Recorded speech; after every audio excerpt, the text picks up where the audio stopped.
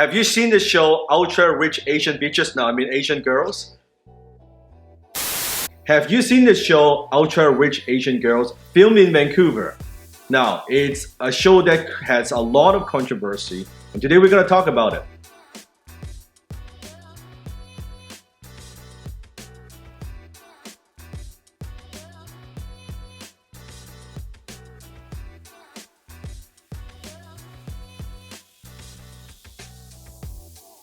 Here are some of the comments underneath the video on YouTube. Pretty boring group of girls, no real personalities. I don't even think these girls are real Chinese Canadians. They're just living the easy life of their parents' riches, not their own. These pieces of shit are the kind of people I hate most in the world. Not contributing anything to society, just sort of sitting like a duck with their parents' money. Now, this is a funny one. I last 5 minutes. I've heard more interesting conversations volunteering at bingo with 85 years old. They're ugly. These chicks so rich, how come they don't fix their teeth? My name is Florence, but you can call me Flawless Bitch, please. That's one of the characters. It's funny how people dislike yet they love the Kardashians. Such hypocrites. Interesting. What do you guys think? Well, for me, I grew up in Canada mostly. Yes. My family. Have you seen these rich Asian girls? You know, I have to say that I did not grow up with that kind of an affluent network in my Yes. life. So I came to Canada with my family when I was in elementary school. So I was very young, and you can say that I assimilated very quickly at a young age. So when people see me or when they look at me, I never thought or think twice that they would assume that I would be an ultra rich Asian girl. I'm just, Asian girl, I'm more, I guess, more Canadianized and Canadian, westernized. yes. And it's easy, I guess it's easy to see once Yes. I start speaking and communicating with other people. But for me to... What do you think of the show first, like in general? Like the concept of the show and the girls in the show? Honestly, I see the appeal because I watched a couple of episodes myself. Yeah. I just want to know, okay, what is an ultra rich Asian girl look like? In What is- Vancouver, how do in they Vancouver, live and what right? their life's like? So And it's got so the curiosity, right? Exactly, Yeah. specifically because I live in Vancouver. We live in Vancouver here, so I really would know some of the places they go and some of the things they do, Yeah. whether it's really high up there in luxury. Yeah. And for me, it's interesting because the appeal, of course, is just to know what do they do every day. Yeah. When they wake up in the morning, whatever that time may be, Correct. what do they do? What do they do at night? Yes. So they have money nonstop flowing in. Yes. They don't have to make a living. They don't have to make a living. Now, I know they can buy endless stuff. You know, Yes. that cycle is endless. But is there a line somewhere? Do they get bored of buying things? Do they get bored of eating high-end Which stuff? I don't think they do, right? I don't think they do, right? Yeah, they just move on to next target. Next target, yeah. Yeah, so it's interesting. That was the initial appeal. Now, I actually, from a female viewer point of view, Yeah. I was looking for a little bit more drama, Yes. a little bit more catfight, Yes. arguing, some sort of, more... So you find it a little bit flat. I thought it was a little flat. I didn't really notice anything that You're was... thinking like some reality TV, like from Netflix or something like that. Well, I would love to watch episode 1 and then look forward to episode 2, but I Yes. really didn't get those feelings. Yes. So it was interesting, but at the same time, it was kind of like, I watched a couple episodes. I think that's good enough for me. What do you think? Well, I think firstly, if people just take this as an entertaining kind of reality show, I think they shouldn't attack those girls personally.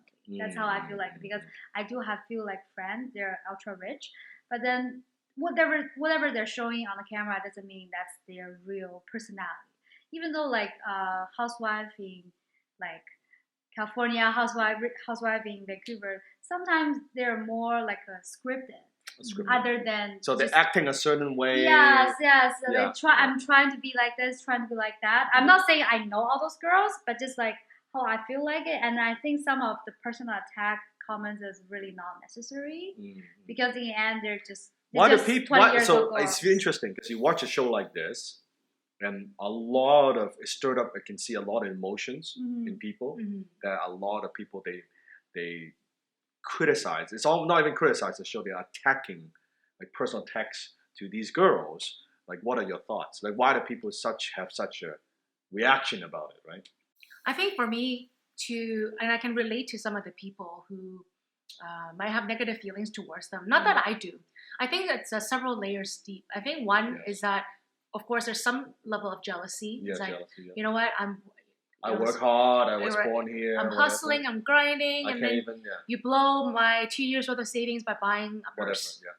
Right. So there's some level of jealousy in there, and also going deeper. It's not about the actual wealth. It's the fact that they don't really do anything in a very privileged situation. It's like they could take some of the money and wealth that they have and do some good. Contribute to the world, build some social enterprises to help the poor. There's a lot of things they can do, but their focus is every day personal consumption. Focus on their personal well-being. It's just really feeding their ego every day, really. And really, that's the point of the whole show, is just to really show how much ego they have to some degree. And of course, it would generate a lot of resentment to a lot of people. Yes. And at the same time, I don't know how old are they when they're watching. And then they're all 20 years old. 20-somewhat years old? Yeah, I mean, they're not super mature, right? You can't expect them, I'm going to take this money, I'm going to create a difference, I mean, not just girls, guys too, right? I first make money, even myself, I first made money, fast car, and all this shit. Well, I mean, we went through all that kind of shit It's not only Asians or Chinese. Look at the rich kids like in Beverly Hills. There's no difference. It's the same idea. Now, what do you think? Click on the I button, fill out the poll, and just share your opinion. Maybe you watch the show, maybe you haven't. If you haven't watched the show, and let us know what you think.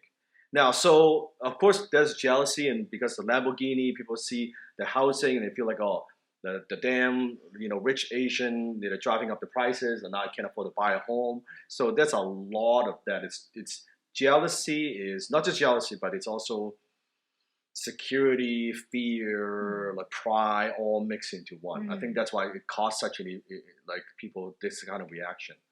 Now, looking at them, and some of them they are like just spoiled brats. Some of them they kind of want to do something, want to make something on their own, maybe develop some kind of career, even a model or in the fashion industry. So though they are trying to do something. It's not that like they're all bad or anything like that, right? Very interesting. It just remind me. Do you guys remember what was the kind of a common opinion about Asian or Chinese, let's say 10 years ago? They're geeky, super smart, very good at math. Good with math. Like yes. Stereotype, right? High score, doesn't talk. But don't talk, don't socialize with people. Very low. And then all of a sudden, within these 10 years, Chinese become more... They have money, they drive fast cars. The flashy, right? Flashy. The spoiled. Isn't that interesting? Yeah.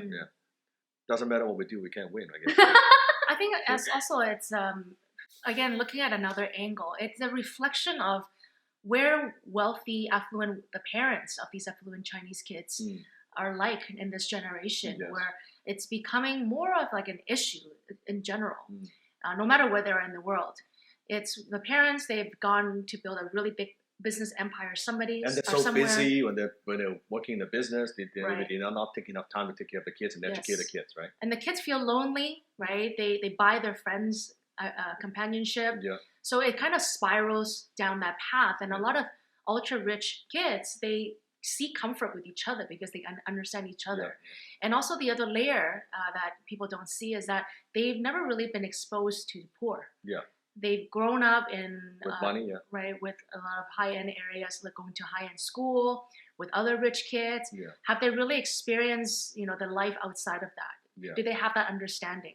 So to some degree, part of that resentment is also from, you know what, you don't even know what the real life is like, the real world is like, right? You don't really know what it's like to live a day in our shoes. Like you can't relate to us. You're just in a la-la land. You're in your own world. But in part, mostly, it's like the parents have also failed these kids. Correct. I don't really see these parents handing off their business empire to their kids. No. Right? And they want to, some of them. But right, and that's a challenge as well, because whatever they build is not going to go down the family line. So what happens then? And this is a newer problem, because in the older generation, the parents would train and groom them to take over from day one, since they're little kids, right? But nowadays, with the ultra rich level, it's kind of like, you know what? I'm too busy for you. I've sent you to a private school in Australia. We're gonna stay and work in China. Right, these kids are now off leash. They're almost thinking like, I don't know, the rich parents, that their standard is so low. Just go to school. Just don't fuck it up, right? Just don't go to jail. Don't do any bad stuff. I'll give you the money. That's fine. Versus no, I want to groom my daughter or son to be somebody or to be even better than me. I don't know. They don't quite think that way.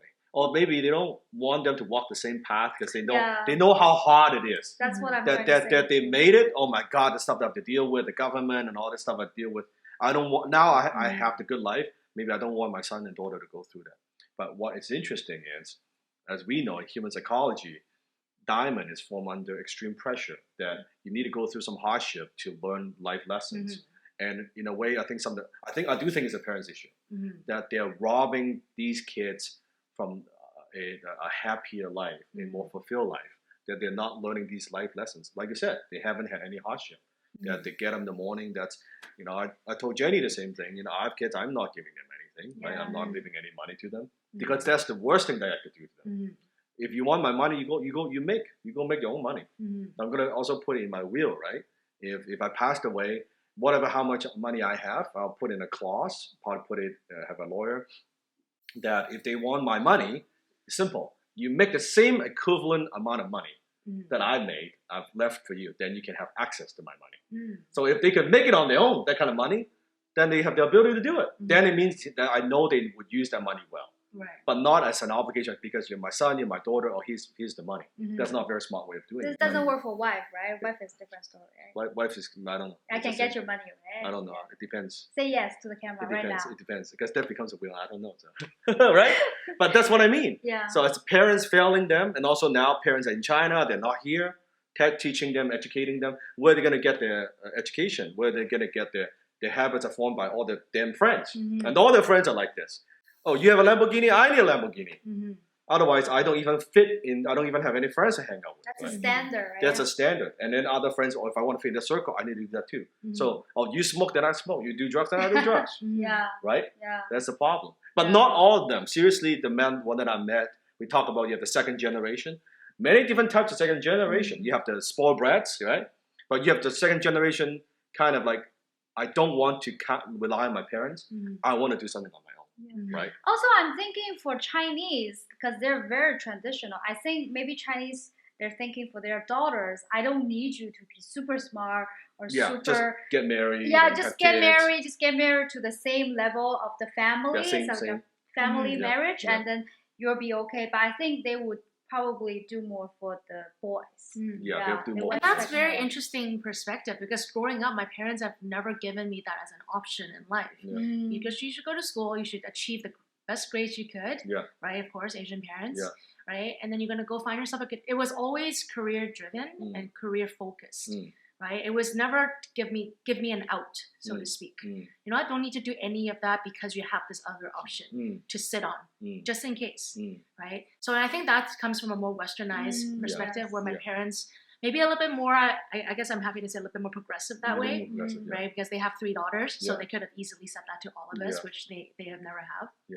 So in essence, then they have really prepared us for the real world, right? Of course, we would ultimately exercise most of the options that we have in life, but we were taught very early on that having something of your own that you build would be your best option. Yeah, and that's how you is through creation, through contribution, through growth, right? That's when we find happiness, not just spending. I think all these girls, you can see they're doing this, they're doing that, but deep down, when we talk, a lot of them are not happy.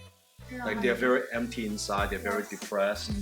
They don't like the fact they are always relying on the parents, right? There's a lot of insecurity going on. So they see one side. So on one side, people are very jealous and they attack these girls. On the other side, I think we have some empathy. Absolutely. Why they behave this kind of way, and they need to put on this mask and to brag and to show off, so that just get a little bit of that attention, a little bit of that love, a little bit of that self-esteem.